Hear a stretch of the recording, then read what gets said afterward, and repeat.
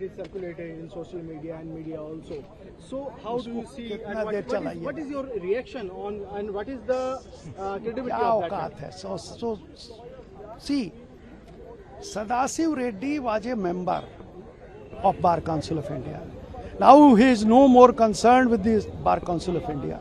He is not even a member of the State Bar Council. He has not contested the election of the State Bar Council.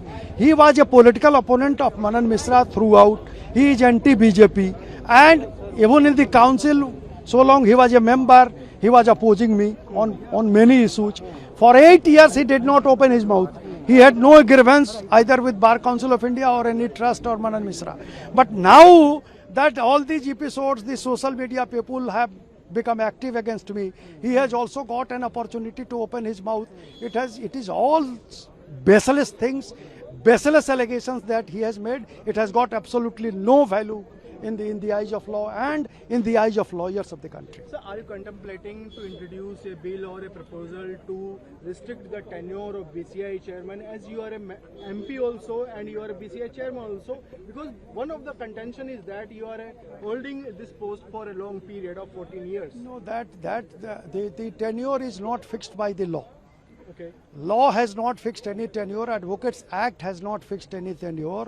Therefore, and I don't think that this question of fixation of any tenure will come in the Parliament, because the MPs, the MLAs, the CM, the PM, they have no limitation of tenure.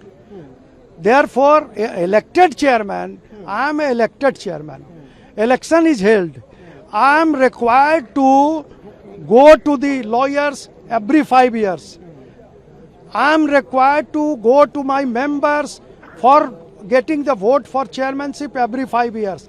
Therefore, there cannot be any question on my tenure, or there cannot be any limit on my tenure.